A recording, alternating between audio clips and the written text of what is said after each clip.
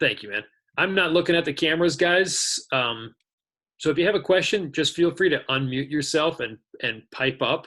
Otherwise, Ryan is monitoring the chat. If you have a question that's kind of more specific, feel free to ask Ryan. He'll be able to help you. And then Ryan, obviously, if it's something that the whole group should hear, then let me know. Otherwise, I'm not watching the chat and I'm not watching the videos. So just so everybody knows. Jordan, is the chat on? I can't find the chat anywhere.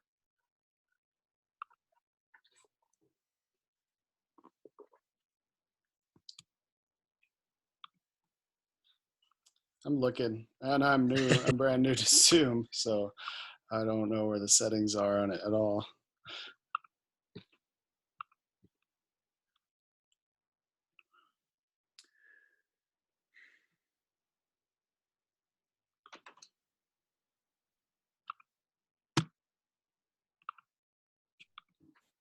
I'm going to get rolling there, guys. I'm very confident that you'll sort it out. Thank you for hosting the meeting, Jordan.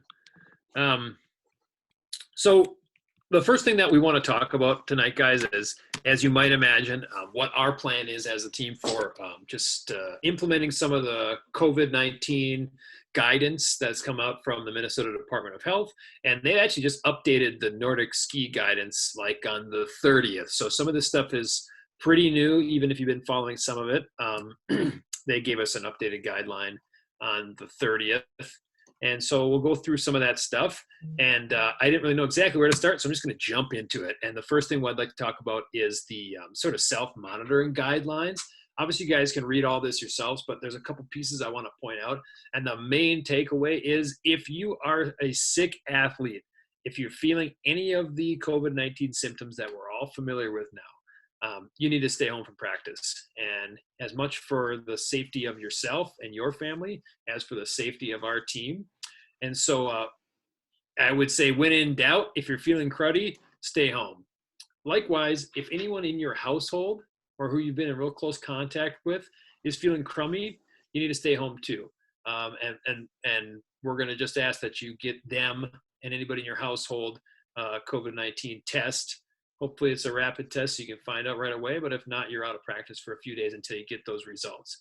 So this shouldn't come as a huge surprise to us. I think by now most of us guys are pretty familiar with how different programs are doing this kind of thing.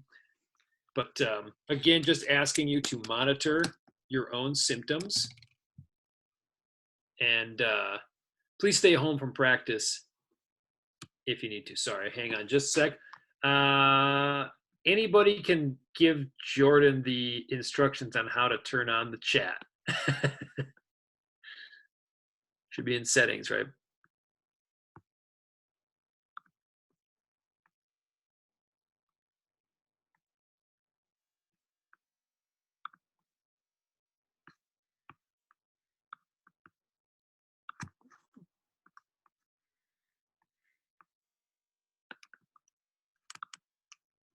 Anybody give Shane Coleman instructions for how do we delete whatever it is he just scribbled on my slide? Terribly sorry about that. I don't even know how I did it. That's okay, Shane. It adds a nice touch. Good to see you. All right, well, I'll carry on. I guess if our chat's not working, that's no big deal, guys. If you have a question, just holler. By all means, this is not a formal meeting. Just unmute yourself and ask. I'm not monitoring the videos, but if I hear you, I'll stop. So I'm just going to read this again. Participants cannot participate if they or anyone in their family is ill, has a temperature over 100 degrees, has been in contact with someone who is ill, or has had an exposure to a positive COVID-19 case. Self-quarantine will be required for 10 days. I think they've actually moved that down to 10 days. So the 14-day thing will need you to quarantine for 10 days after your last exposure. And what basically we're asking to do, guys, is the temperature check. So athletes, before you come to practice, and household members too, please make sure you're checking temperatures before you come. Now you're a part of a program that's bigger than you, and you and the members of your family need to start taking your temperatures every day, basically is what I'm asking. And of course, no new cough, no shortness of breath. Be paying attention to who you're exposed to, and if you get an exposure from somebody else, just obviously let me know if anything's going on, and we'll deal with it from there. But at the end of the day, I guess what we're asking you to do is that symptoms check right off the bat. Okay, any questions about the symptoms check, when you should and shouldn't be coming to practice?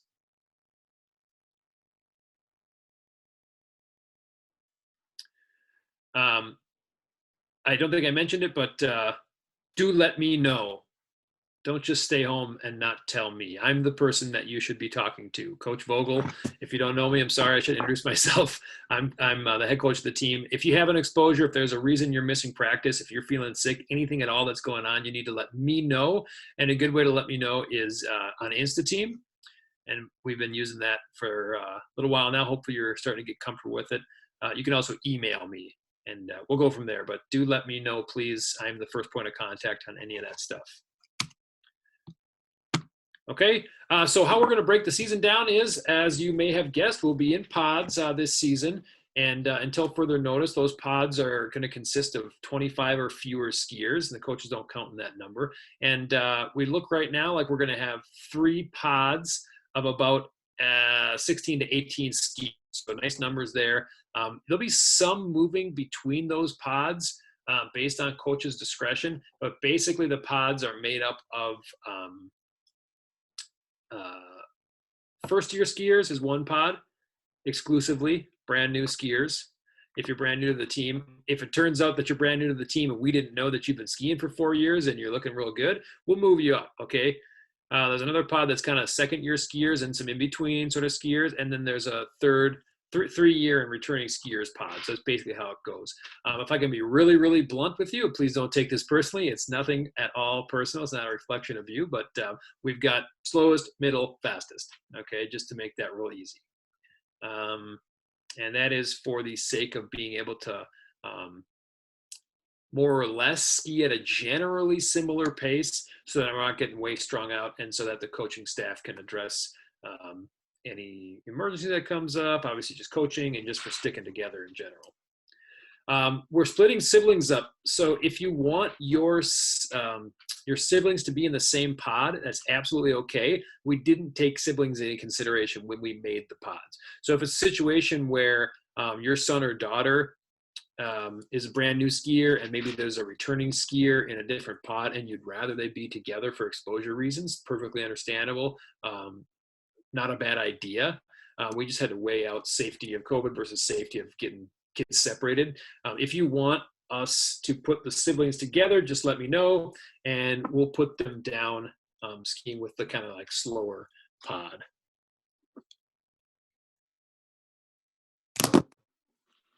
I've got the pod roster. I'm going to show you later. I don't want that to necessarily get in the way, but I'm going to show everybody at the end of this meeting what pod you're in, and I'm also going to publish that to InstaTeam as well. So we'll come back to that. Okay, so keeping up with the COVID preparedness plan, obviously, you've heard this by now, the 6 feet of distance rule. We're going to ask that athletes keep that distance at all times. And where more distance is possible, it's even better. You know, we know we're outside, and I think that studies are sort of showing that outside is generally a lot safer than inside, but we're going to err on the side of caution and just be as spaced out as we possibly can. Usually like the tips of your skis are a few 3 feet and the backs of the skier in front of you are a couple 3 feet. And so you kind of almost get 6 feet built in with our sport, which is nice, at least when we're classic skiing. And when we're skate skiing, about the same. So trying to avoid a lot of next to each other kind of skiing on the trails. And then, of course, when we're just standing, receiving instruction or listening to our coaches talk, we're going to try to keep that 6 feet of distance up as well. So that should be no surprise to people. And then the mask thing, this can be kind of a contentious piece here. In the new guidance that they gave out on the 30th, the MSHSL did mandate that we wear masks at all times, even in Nordic. And so for now, I can say for sure there's a group of people who are maybe looking at that as a potential risk actually for asthmatics and for folks who wear glasses. So there's a reality there that the masks at all times mandate might change. But as it is right now, we are asking all of the skiers to wear their masks at all times. That means when we're standing around talking, get instruction, do drills, and when we're skiing. So really masks at all time. And I think I mentioned this before we had break. I did this. We've all tried it. It's doable. It's not the end of the world. If you got to wear goggles or glasses, it gets a little harder for sure. And for those asthmatics, I know that can be tricky too.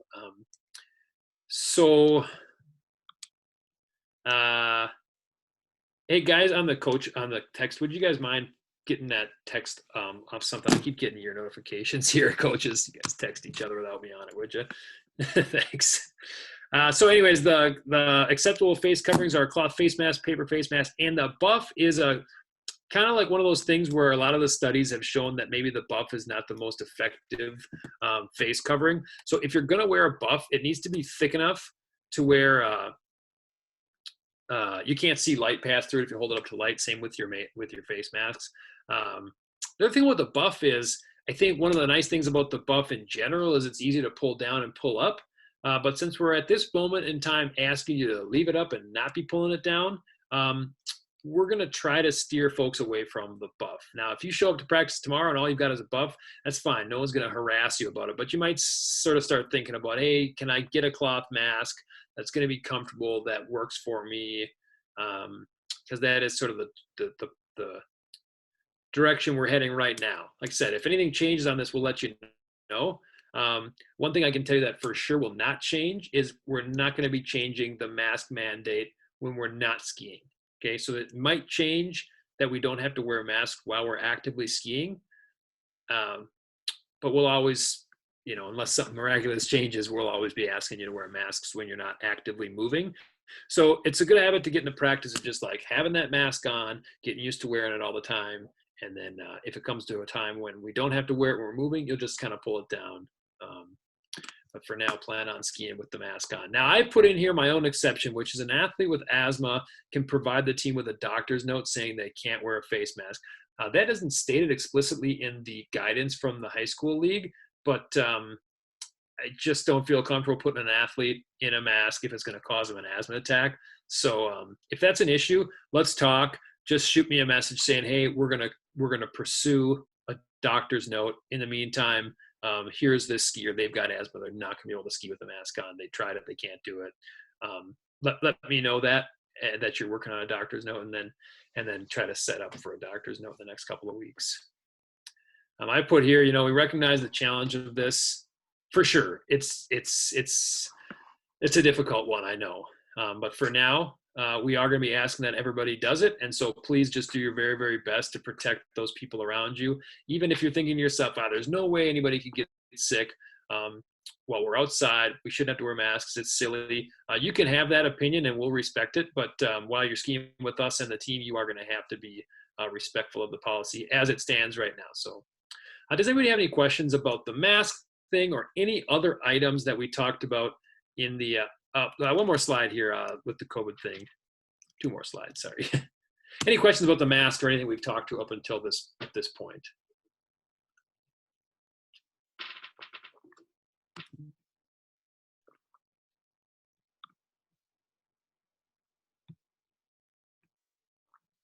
Okay, I will continue on then.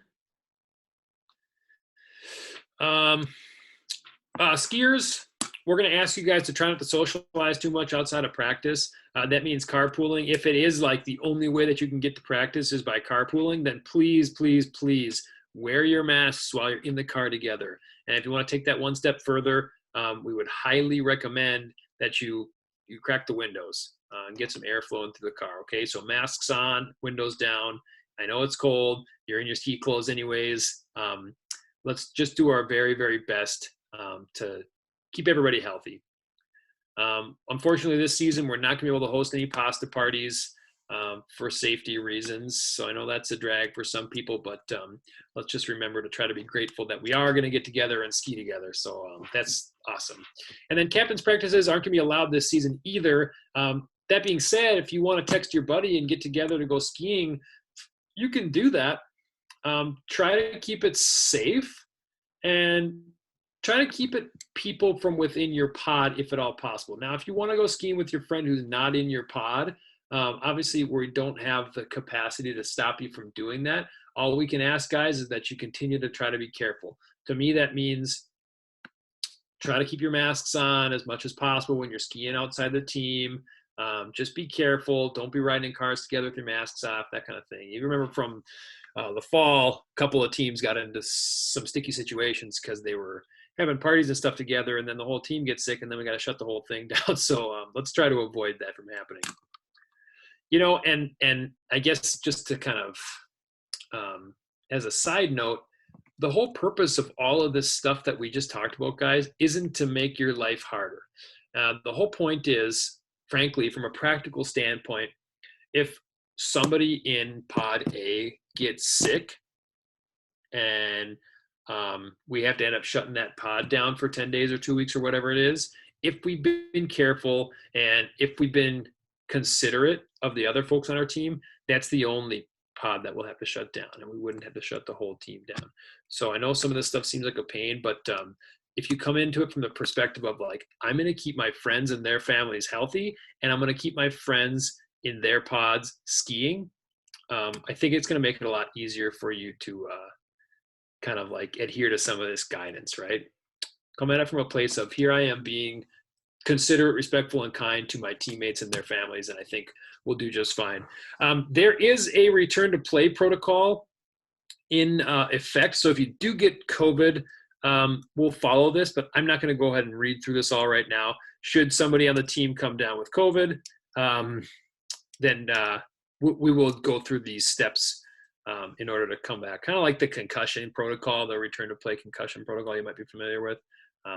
So if you feel like reading this, take a quick screenshot right now and read it on your own time. Otherwise, it is in the preparedness plan. We'll post that too, so it'll be on Insta-Team.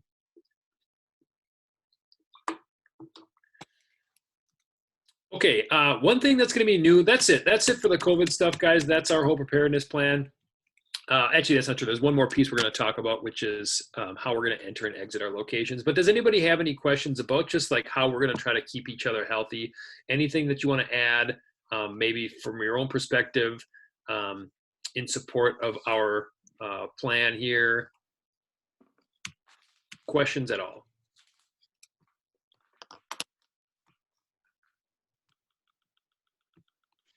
Yeah, and feel free to unmute yourself and just speak up. I think my app just must be not to the updated version. I've gone through. I could see the options. Sorry, everybody. It's all good, man. Not the end of the world. Yeah, like you said, if you got a question, just go ahead and shout it. Okay. So one thing that I was going to say is going to be new this season is the attendance piece. Now, you might have seen on Insta-Team that there's an attendance feature for all the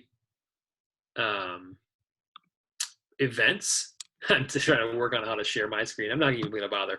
When you look at our events calendar, you're going to have the opportunity on Insta-Team to RSVP your attendance, saying you will be there, you'll maybe be there, or you will not be there. And so what I'm asking you all to do is, whether it's on the Sunday night before practice or the day of, but please do RSVP to each practice that you'll be making. It gives us a nice head count ahead of time and allows us to sort of anticipate anything that might come up based on who is or who isn't going to be at practice. So skiers, I'm asking you to please try to get yourselves in the habit of checking Insta-Team every single day and marking your attendance on the calendar. It's also going to have the effect of you double checking and making sure that you're going to the right location at the right time for practice and that you know what the technique is, okay? So when you go on and double check technique, double check practice locations, just make sure you're hitting, yep, I'm coming. And I'll also ask everybody a favor right now. There's an option to give me a maybe. That maybe isn't really helpful to us, so please don't hit maybe, all right? Don't select you maybe be there. If you're not sure, select yes, you are coming. And if that changes, then after practice, we'll also be asking you to go in and say whether you came or not. Okay, so you're going to RSVP, and then when practice is over, you're going to go back onto Insta-Team and click, yep, I was there. Now, realistically, if you don't go back and say, yes, I was there, your coach might go in and do it for you, but you'd make your coach's life a lot easier if you just did it yourself. if you do it the next day when you go on to RSVP for today's practice and you retroactively go to yesterday and say, yep, I was there, that's okay too, guys, but don't let it slide for too many days or you'll start to forget things. So again, RSVP every day to practice, and then verify your attendance every day after practice. This is all done on InstaTeam. It's very, very easy. You just click on the event that day and mark your attendance. Super easy. Any questions about attendance?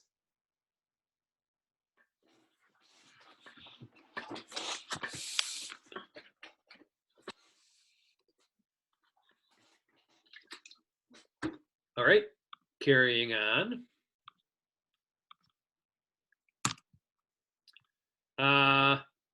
With the rides and that, this is actually a really important piece that I need the parents that are here to hear if you're giving your kid a ride to practice. So there's no indoor warming space for any one of our venues until further notice. Lake Elmo, the Nordic Center shut down. Battle Creek, the Community Rec Center, will not be available for us. The one at the Ravine is not completed yet, and the golf course just doesn't have one, period. So there's no indoor warming space. So what this means is that it's really, really important that you talk to your athlete about who's coming to pick them up. If sorry to call parents out on this one, but if it's a husband and wife, dad, make sure you tell mom who's coming, or mom, make sure you tell dad who's coming. I can't tell you how many times I've had parents, be late to pick their son or daughter up because mom thought dad was getting them or dad thought mom was getting them. So just make sure you, sorry to call everybody out for that, but make sure that you communicate clearly who's going to get the kid, because we really don't want them standing out there in the cold. There's just nowhere for them to go. And I don't want to ask my coaches or frankly myself to have the kids sit in the car with me warming them up while we wait. Okay, so that's not gonna be an option this year.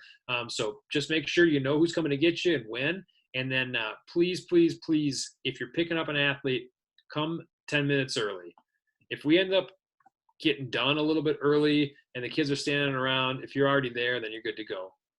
And it's just, if anything comes up on your way there or whatever it might happen, I just, it happens at almost every practice where we have a kid standing around waiting for their ride. And in the past, there's usually a warming house we can put them in or even throw them in one of the coaches' cars, but we just can't do it this year. So really important that parents pick your kid up. Okay, we don't want to have to say, oh, shoot, your mom's going to be, 20 minutes late, so why don't you jump in with Johnny in his car? Because that's not going to be an option this year either. So I just really can't stress this enough. Please be on time or early, and please make sure that you know who's picking the kids up.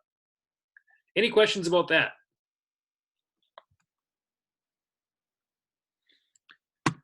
Okay, so this section is titled locations because it's just important that we all know, as part of our preparedness plan, how kids are getting dropped off and how they're getting picked up at each location. So I've only highlighted 4 locations. These are the main 4 places that we're ever going to be.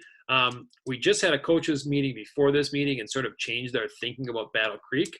I think we're going to meet at Battle Creek, if you're familiar with that venue, on the lake.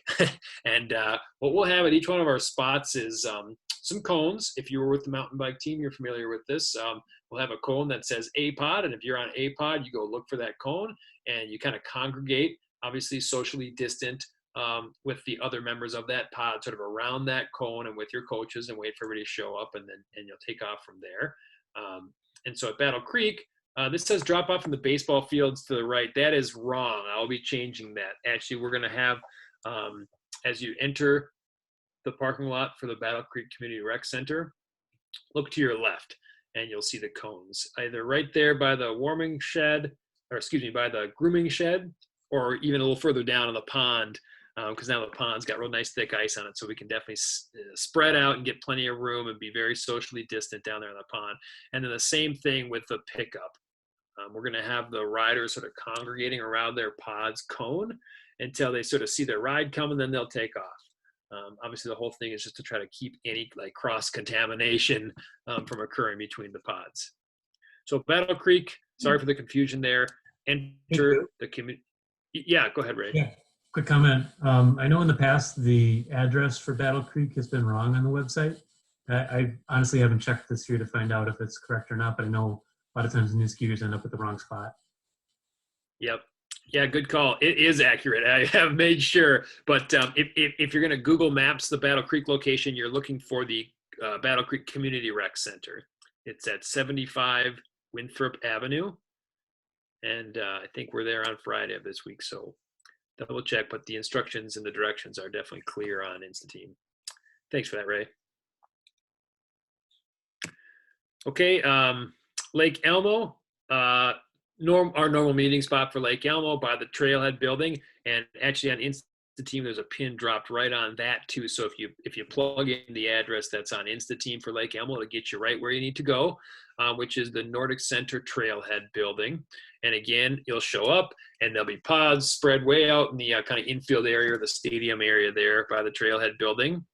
It says here, once the lake freezes, we might begin at the lake, but that'll be communicated to the pod well ahead of time. So same deal on the way out. Kids will wait by the pods until the ride shows.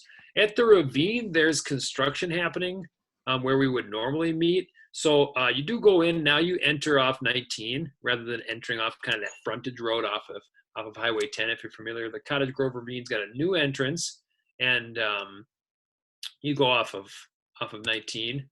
And turn right, and you go down the long road, and then go down that hill. And all the way at the bottom is the parking lot. So that's where you're going to drop the skiers off. And again, there'll be cones set up down there, probably one on this side of the parking lot, one on that side of the parking lot, and maybe even one in the kind of lower parking lot. I know this might sound confusing to some of you, especially if you're new to the sport. Rest assured that you will see our team, and you will be able to see the cone. And skiers, you will know what pod to go to. Okay, in Eagle Valley Golf Course, same idea. You'll find the cone, and you'll sort of stand around the cone that belongs to your pod until we leave. There's a couple other venues that we might be skiing at, but for now, those are the main four. So, like I said, rest assured, you'll know where to go. It'll be very clear. All right, a couple things on trail safety. Now, this is mostly for the skiers, but parents, of course, we always appreciate your support on this too, especially if you guys are out skiing as a family rather than with a team. But when we're skiing as a team, you're always going to kind of have somebody around, so what you call a buddy system, just in case something goes haywire and maybe you get turned around. At our main four venues, this shouldn't happen. Battle Creek can get a little confusing sometimes, but for the most part, you don't get lost. It's just in case anything goes wrong. And you maybe have an emergency or you get injured on trail, you'll have somebody with you to help. It's also important for safety that you listen to your coaches. We know what we're doing. We know what we're talking about. We know where you should go and shouldn't go. And a lot of times we're just thinking out for your safety. So if we kind of ask you not to go somewhere or not to take off, that'd be the reason why. We want you to have a watch so you know what time it is in case you're off skiing by yourself or you get separated from the group, and have a phone in case of any sort of emergency. And it's always important to bring water and food. We would have talked about this at the beginning of the season too, but maybe a drink belt, or even just shove a granola bar in your pocket. And if you've got one of those drink belts for water, that'd be a great idea. Sometimes we see new skiers show up with a bottle of water, like you might if you're going to go for a run. But unfortunately, just having a bottle doesn't really work. So if you're curious about what you might be able to get to carry drinks with you, stick around at the end of the meeting and ask, and we can show you a couple options. But just holding one or stuffing it in your pocket doesn't work, so don't do that.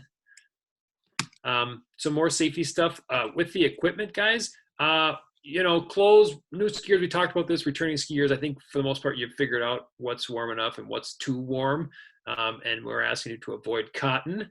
It's just a reminder to everybody. If you can avoid cotton, we prefer those synthetic blends. They tend to wick water, and if you end up having to stop or you get injured, then cotton can be a bad material for that. And then bring something to change into after practice. So if it's in your car, if you're driving, that's great. Otherwise, I know a lot of athletes will just sort of stuff their dry clothes into their ski bag if they have a ski bag. But also something that we're going to ask you to consider this year, especially since there's no indoor facilities anywhere we're going, is you have an old gym bag or even just like a reusable grocery bag or some crummy kind of bag that you can stuff a few dry clothes into. You don't know for sure what's going to happen. You don't know if your ride's going to be late. You just don't know. Maybe you sprain an ankle or something out there and you really can't walk and you're starting to get cold. Just a good idea to have some clothes. Even if you leave them outside and they're a little cold, changing from wet, sweaty clothes into dry clothes is always going to be nicer. I recommend, if you're not driving yourself to practice, bring a bag with some, I'm saying old clothes and an old bag, because just on the off chance that maybe they kind of walk off on you or disappear, you won't be out a nice bag and a nice pair of clothes. But just bring some dry stuff to ditch behind at the trailhead and take with you when you go. And then finally, guys, on trail safety, this is a really big one for me. And our team has always been very, very good about this. So I don't anticipate problems, but there's more to consider this year with etiquette. We always are good about sharing the trail. We're always good about being respectful. This year, I'm asking everybody to be overly courteous to other skiers. You signed up to go out and ski with a bunch of people, but the citizen skiers out there did not sign up to get a pack of 13, 15, 20 skiers, overtake them and breathe on them, and maybe they're worried about COVID, and so you just don't know. And so we really need to be very, very courteous to those citizens who have every right to be out there skiing at the courses that we ski on. All right?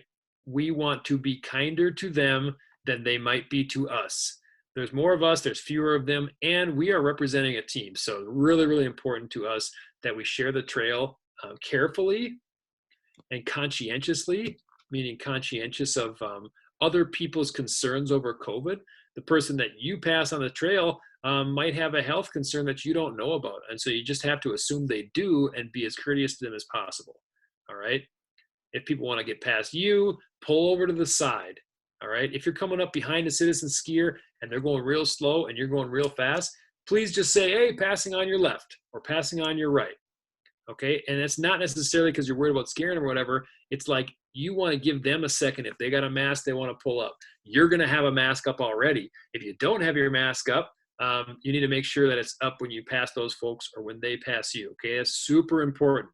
Maybe your mask slipped off your face, even though you know you were supposed to be wearing it the whole time. If you see a citizen skier out there, you need to pull that mask up, guys. If I hear about a skier who's out skiing, a pack of 15 kids came cruising by and not a single one of them was wearing their mask, I'm going to be very disappointed in that, and we're going to have probably a tough conversation about it too. Okay, so what I'm asking everybody to do is be as careful and considerate as possible to other people who have every right to be on the trail as possible. Any questions about the etiquette, trail safety, any additions, anything I missed?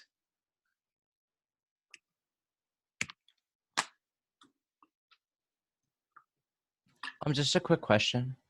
Yeah, Marshall. Will the bathrooms be open? That is a good question. There'll be porta potties everywhere, Marshall, except I'm not sure about Eagle Valley Golf Course. So let me get back to you on that one. Okay, thank you. Yeah, good question, dude. I don't think there's a porta potty at Eagle Valley, so you might have to kind of hold it at the golf course. But all the other locations that we ski at have a porta potty. I didn't see a porta potty when we looped there today. Okay, yeah, I don't think there is. Shane, yeah, this is actually a good question. I'm glad you guys brought it up. Normally we can go into the clubhouse there and use their restroom. They've been cool to us about that, but we might have to, let me make a note of this. We might have to order a porta potty for that location. For now, though, I'm saying no. We're all hardy skiers. We can hold it for a minute or two. Maybe just a reminder for park passes. Good call. Yep, thank you.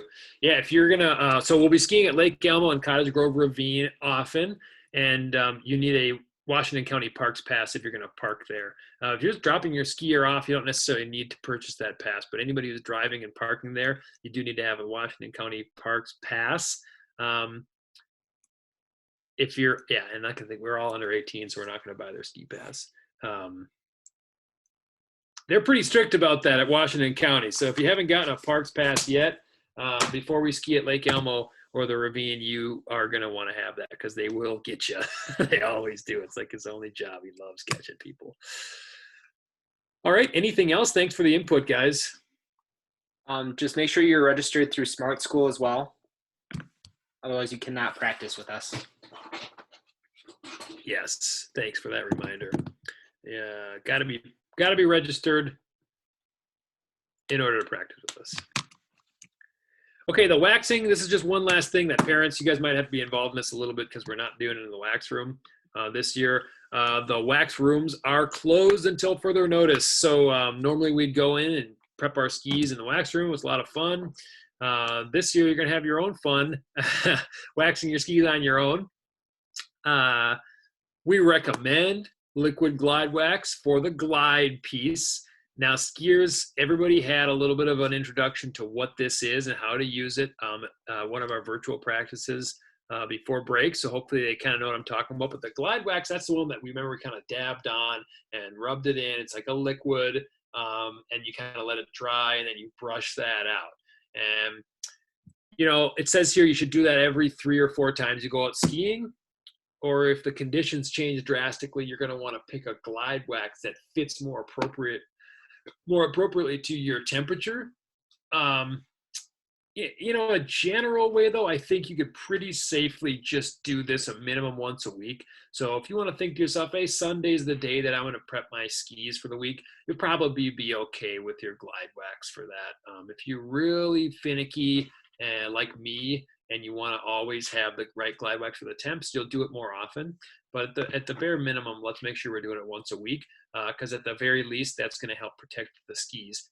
Now, if you're renting skis from the team, we really do need you to be doing this at least once a week. Don't ski on those loaner skis all season without waxing them. It's really bad for the skis. They tend to dry out.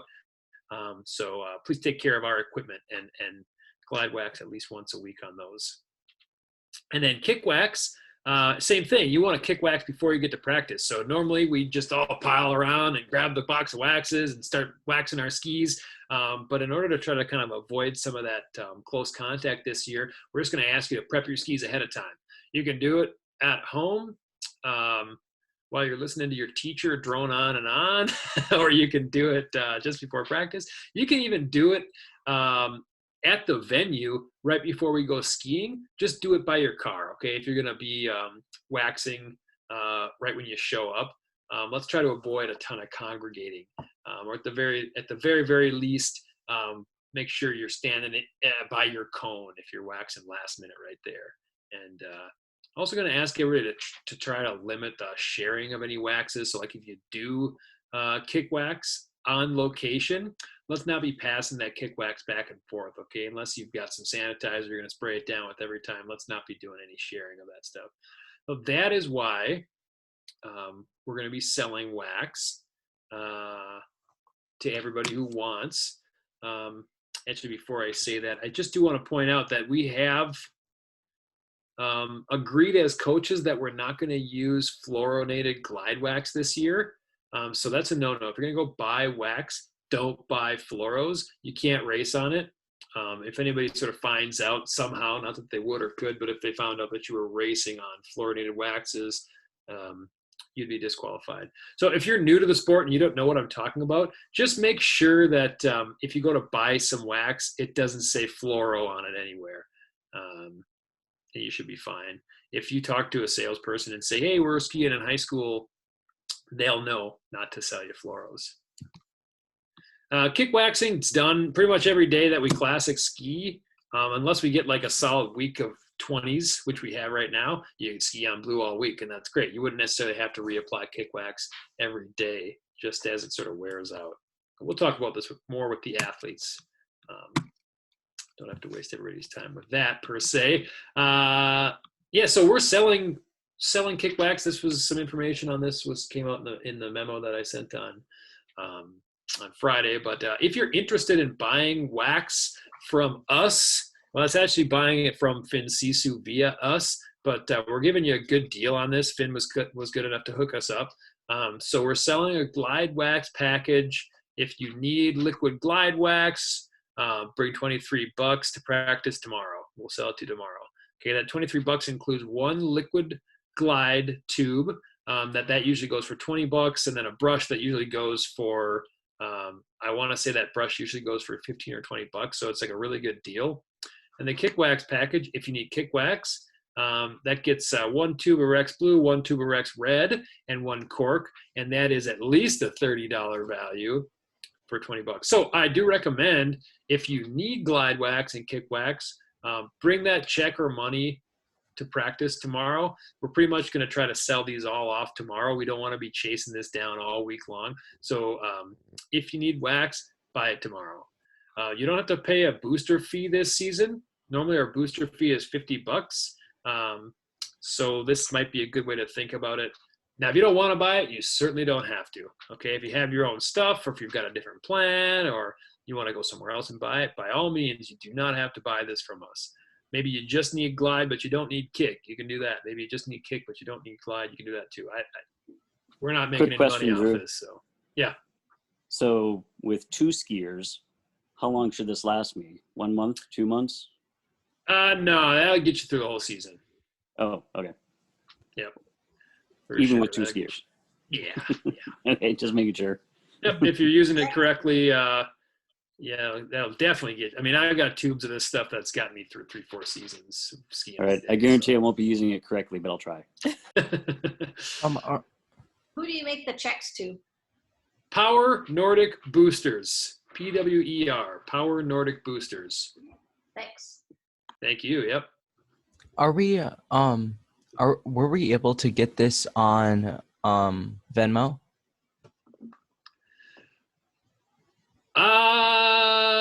Jason Krogman, are you here? I'm going to say yes. Oh, did you say yes, Jason, or no? What time is what you're planning on doing this tomorrow? Yeah.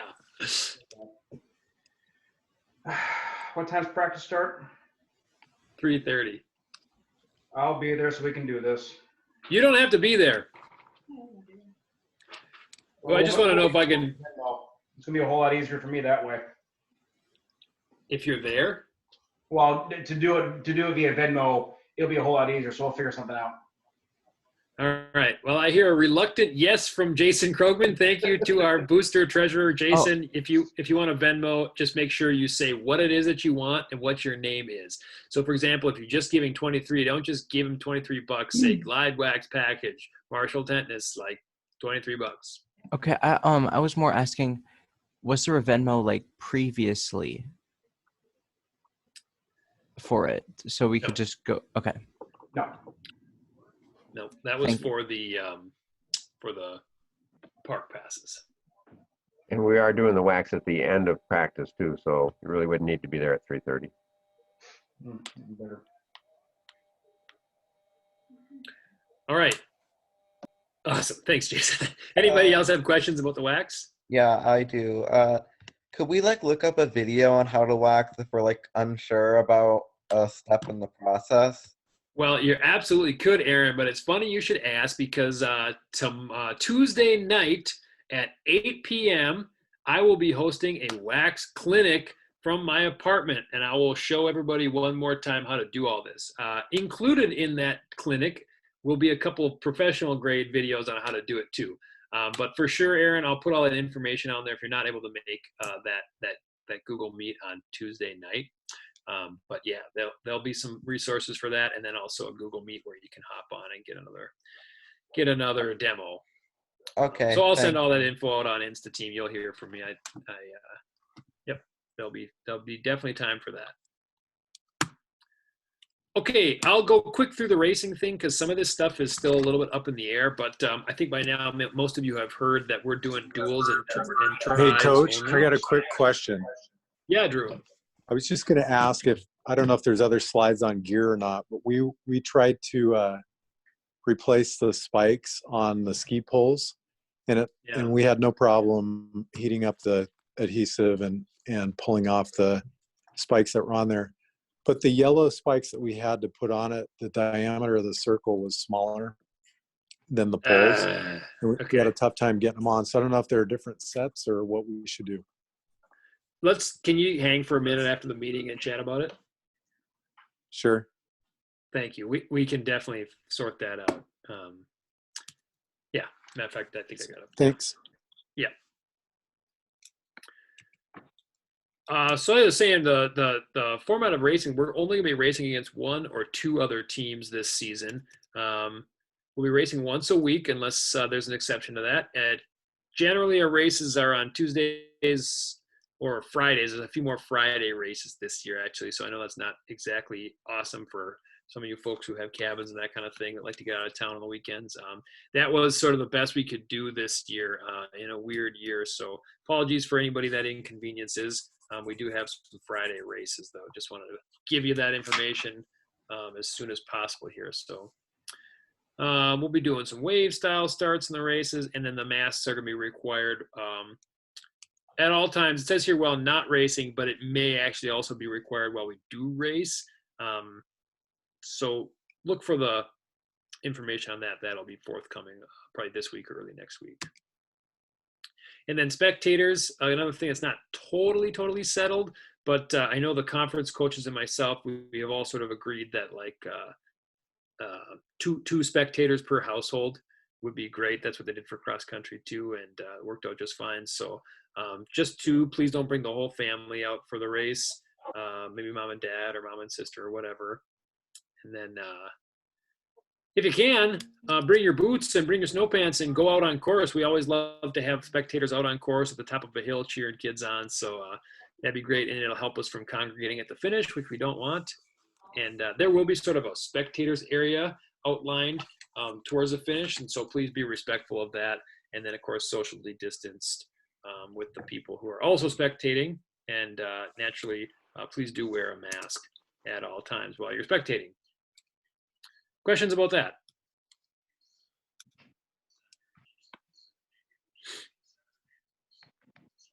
Okay, and like I said, more info probably forthcoming on racing.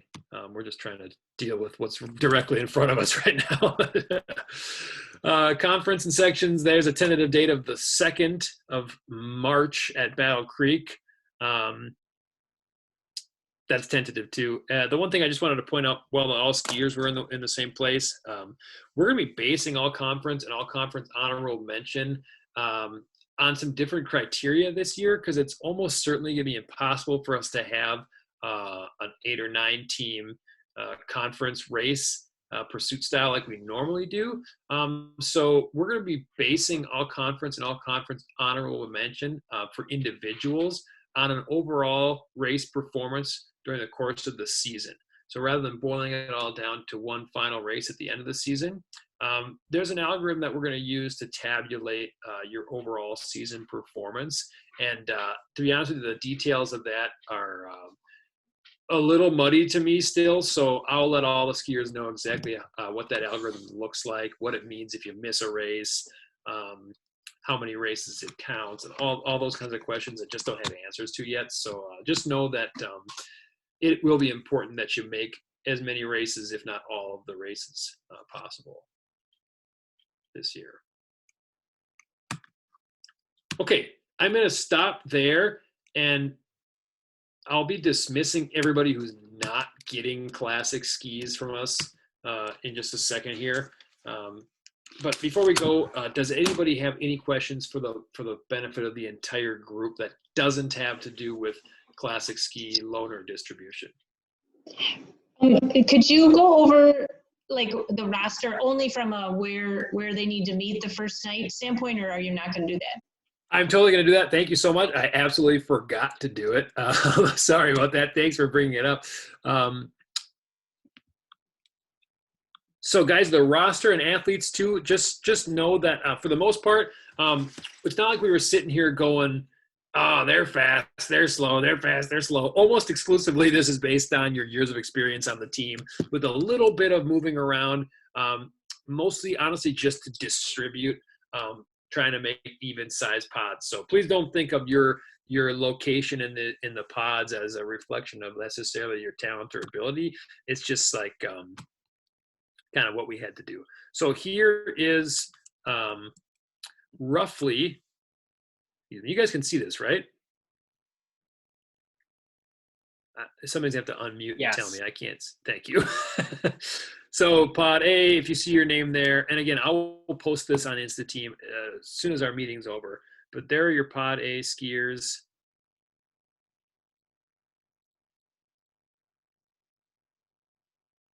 Here are your pod B and C skiers. I'll scroll down, and again in just a second. Like I said, I'll send all this out so you know. And of course, if you don't see your name on the list at all, make sure you message me on InstaTeam. But the reason why may be that you weren't registered as of yesterday afternoon, evening.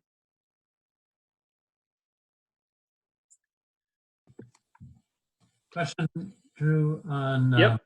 conference meet on InstaTeam. It shows up as 216, but you said 32. Is the team not updated? That is correct, Ray. I'm glad you brought it up.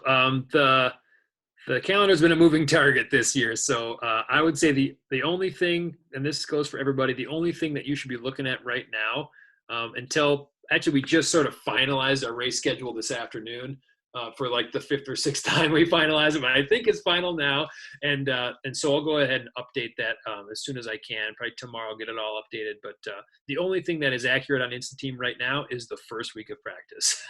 So don't go planning your whole year just yet. And thanks for your patience with that, everybody. I know it's been a goofy year, but we're coming along, and I think now we're actually pretty close to pulling it off, so it should be good. Any other questions for the benefit of the group here? Where do you register? Go ahead, Nick. Where do you register for the team? You're already registered, bud. I have a question. Where do you buy the Washington County park passes? Well, I think you can buy those online at Washington County Parks website. Otherwise, honestly, the easiest way to do it is like we have a practice at Lake Elmo on Tuesday. You can buy it right there in the building. They're open. They're selling them. They sell day passes in like a little electronic contactless kiosk. I don't think they sell season passes there. Don't buy the day pass. You'll need a season pass if you're gonna be parking there. So do that at Lake Elmo. Probably the easiest way. Drew, this is Jeff Abelson. We bought you can buy not only the day, but the season ones there. So you can do that there. Okay, sweet. Thanks, Jeff. At the kiosk. Perfect. Do you So know that goes the for the cost? ravine too then. Oh. What is the cost for the pass? I want to say it's $35. Is that what you guys paid, Jeff? I think it was 30. Yeah, Okay. not too bad. 7 for the day and then 30 for the year. Okay, thanks, guys. If my daughter is going to, she just show her license? Or is there? No, I don't think she's got to show anything. You can Okay. just I buy was just it. wondering if you got to show that you're a Washington County resident or anything, so she has it. Nope. Nope. They I will just want don't wanna- Sorry. they will want your driver's or your license plate number and the make of the vehicle, that kind of information.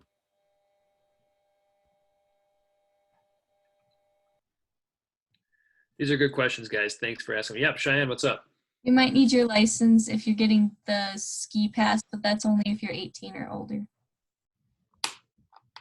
Good information. If you are 18 or older, you are being asked to buy a ski pass from Washington County. I have a question, sort of a big question that I may have missed. I'm wondering how you know, I mean, if the kids have the race skis already, how or why do they need the classic? Are some kids, I don't know much about Nordic racing. That's fine. That's fine. Yeah, well, I mean, so we all have skate and we have classic skis, and so we do both, Gretchen. And if your question was how do you know what we're doing what day, that's all posted on InstaTeam. Okay, so every new skier should get also the classics also from you guys, rent them? Yep. Or? Yep. Okay. Yep. Now, I'm sorry, Gretchen, I don't see your last name on here, but who's your son or daughter? I'm Gretchen Tentis. My son is Marshall. Okay. He's first year. I think we have Marshall. Jim, you can confirm this, but I think we have Marshall a pair of skis set aside, right? For classic? Okay. Yeah. I have skate. Yeah, but that's Tuesday night. You're going to talk about that next, Drew. Yep. Oh, okay. All will be revealed, Gretchen. Okay, sounds good. Yeah. So aside from classic ski rental, does anybody else have any further questions for the group? I have another question about like buying the wax. Could we just like bring a check for $43 to practice to get like both of the packages? Yes, sir. Okay.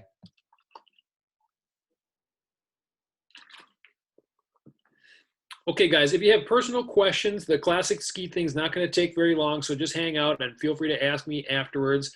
And then, of course, if something comes up later tonight, you remember it, just shoot me an email, Vogel, Voegele, at sawashco.org. Otherwise, message me on Instateam. That's fine, too. I'll be more than happy to answer any all questions. And guys, I just really want to thank everybody really sincerely for coming to the meeting tonight, and then also just like for your hard work in supporting us and supporting your skiers as we try to implement some of these COVID-19 guidelines.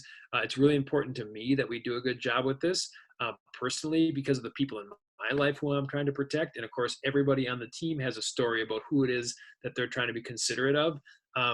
So just really want to thank you sincerely for your efforts on that. Skiers especially, I know you guys and I know the team and I know we aren't going to have an issue with this because you're all such a respectful and just thoughtful group of people. And so thank you in advance for that. And we're just going to do the best we can. I'm really, really grateful that we have the opportunity to ski together. I've been really, really looking forward to this, obviously all year, but especially once we found out that we got to ski again together on the 4th. Like, I'm so pumped. I hope you guys are too. I can't wait to see you.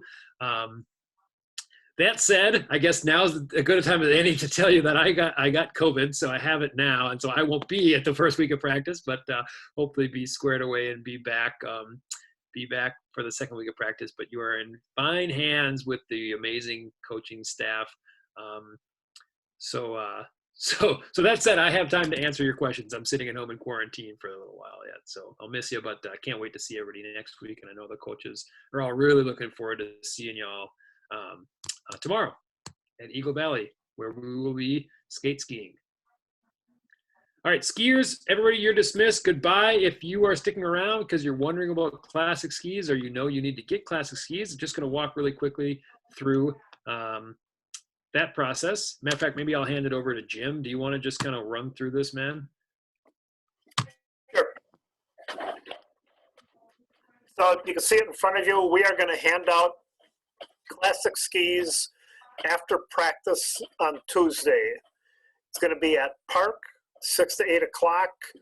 You go in the main doors and the lecture hall is immediately to your left off that atrium area. You're going to come in that entrance. There will be instructions there. If there are people being fitted, you're going to be expected to go find a place to sit that's away from others and wait your turn. We'll call you when we're ready for you. Obviously, bring a mask.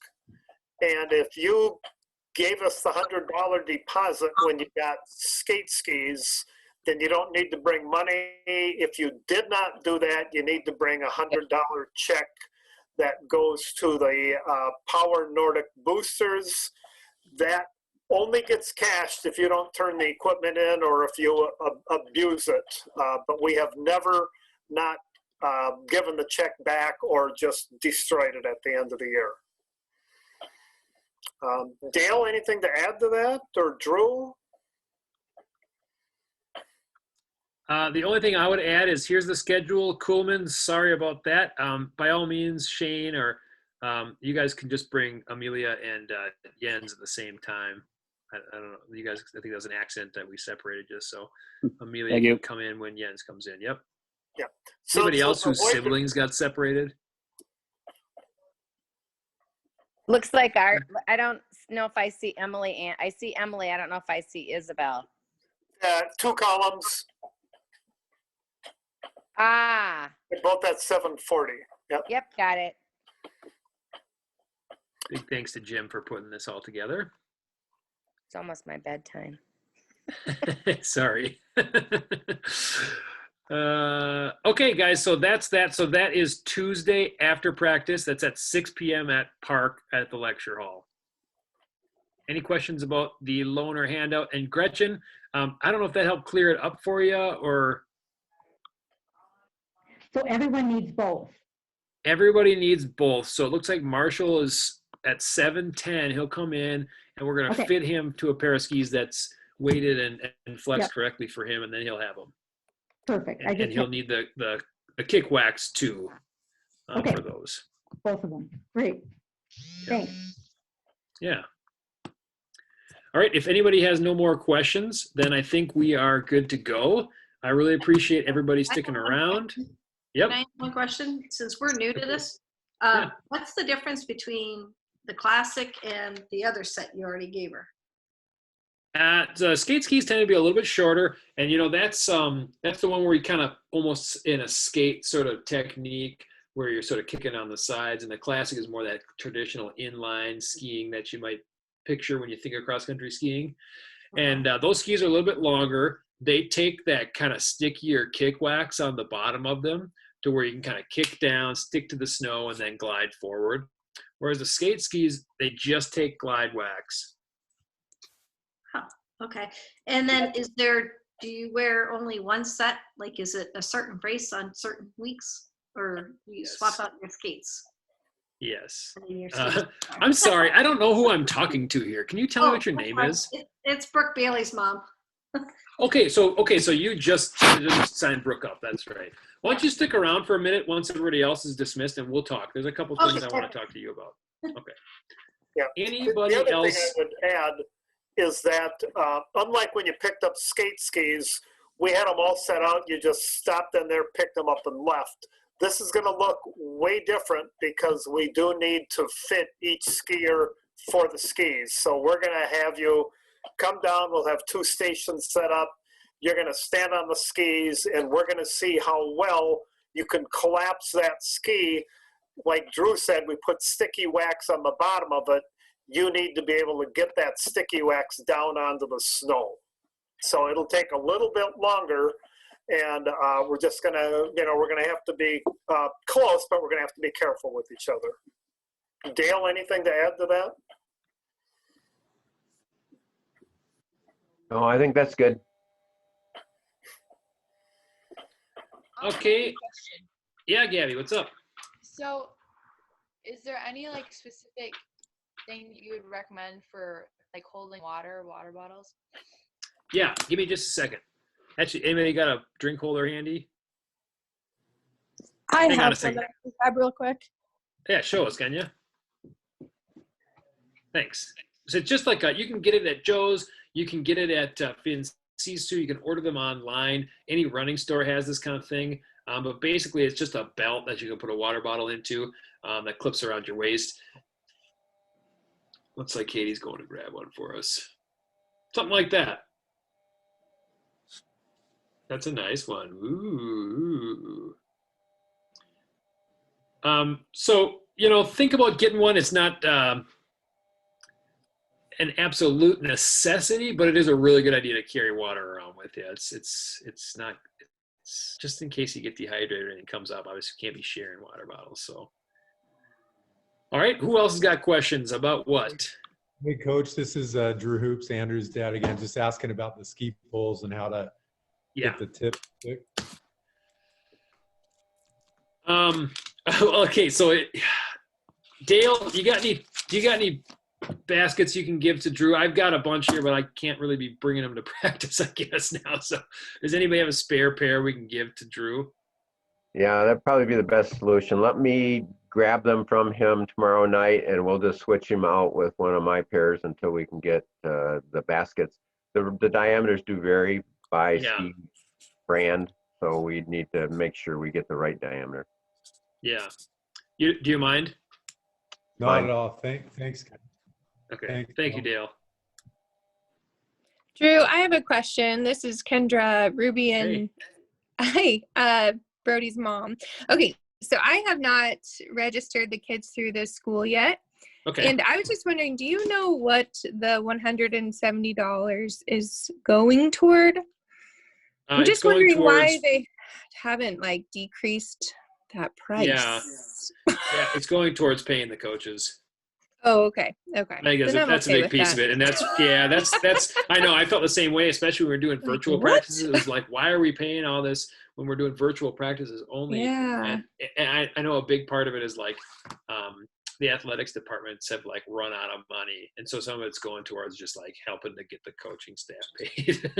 Okay, gotcha. I'm good with But that. I was just that's like, okay. If you you're know, we're not, having just like talk to your AD. I half think okay. It's like half I the know. season. I'm not sure why I'm still paying, $340 for 2 kids to. Well, talk to the AD. I know they're like, I hear that they're making deals with families, or maybe they're like they got a scholarship thing or something going, but I don't know. Okay. Especially for 2 kids. For 2 kids, I think Okay. you should talk to your AD. Yeah, I agree. Okay. Okay. But I do need to have them registered, right? Before By they tomorrow, can practice. yeah. Okay. Yeah. Okay. Good question, Kendra. Thanks for asking it. Who else has got questions? Do you think I can just like stick a water bottle into a drawstring bag and that'll work? No. Good question though, Marshall. That is something we've seen year in and year out. People try to do, and just it ends up clunking around. It's not great. Okay. I wish I could just say yes. You know what I'm saying? It'd Yeah. be easier. You can try it, man. You can try. You can try it. Yeah, it's if rough. I think about it, it sounds like it would kind of be like uncomfortable, and it would, yeah, I don't know. It's not great. I mean, like I said, you can do it. I would almost say like if you have a Camelback, that's a better, more comfortable thing. If you know what a Camelback is, but Okay. the hose freezes, and that's not awesome either. So I don't know. It's one of the challenges of our sport. All right. What else? I got a question. This is Katie, Ian's mom. Okay. Hey, Katie. He doesn't have either skis. Oh. Will he be getting them tomorrow? Yeah, I think we talked about Ian. Jim, we're going to grab a couple pairs to see if they work for Ian, or was I thinking of somebody else?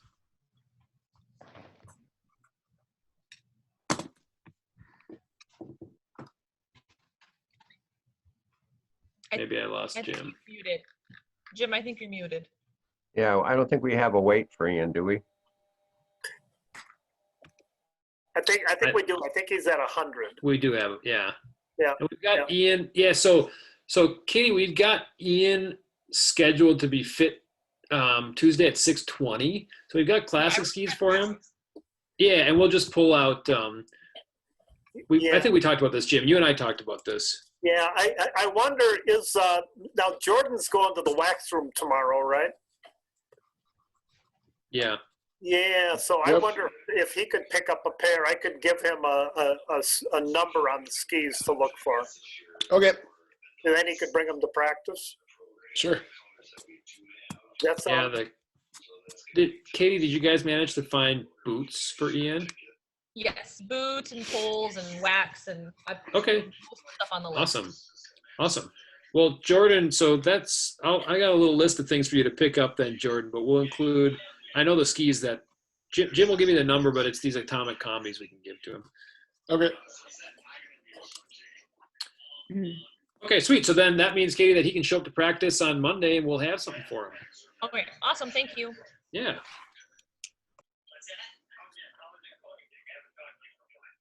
Anything else? A gal named Katie showed the thing that holds the water bottle, or that goes around the waist.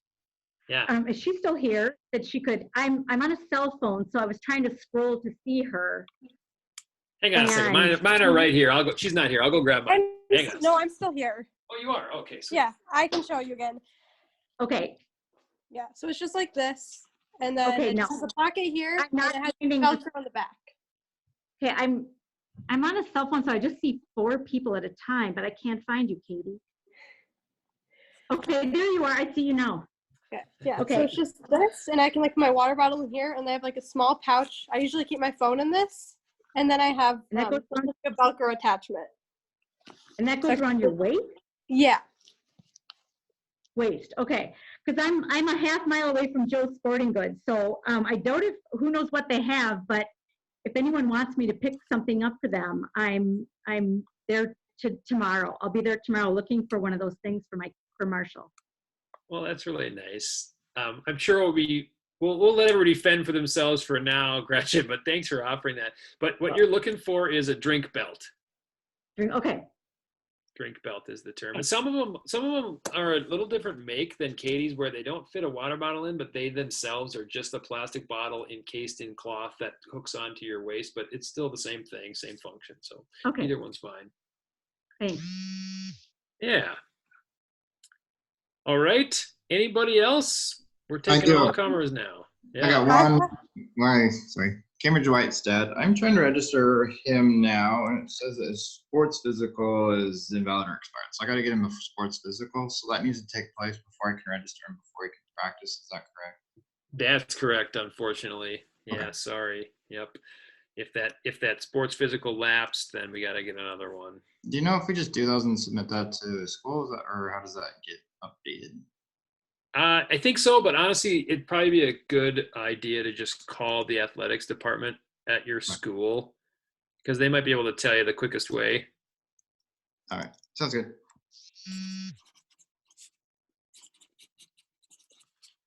I think you can call your physician, and they usually have the form at the physician's office, and then they could fax it to you or something if you've seen them within a certain amount of time. There's another option. Okay, thanks.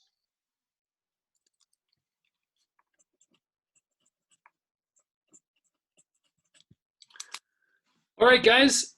Anybody else? I had a question about the pod that I'm in. Yeah. So I'm new to this team and I'm new to the school, but I've been skiing for 3 years plus. So What's your who did you ski with before, Katie? I know you told me, but I can't remember. I skied with Mounds Park Academy. With Mounds Park? Yeah. Okay. Do you I mean, I don't know how fast of a skier you are, Katie. You feel like you should be in the kind of more like what you'd think of as like a varsity pod, where you're skiing varsity for Mounds View? Yeah, I think I would be. Okay. We'll make that happen then. Thanks for letting me know. Thank you. Yeah, of course.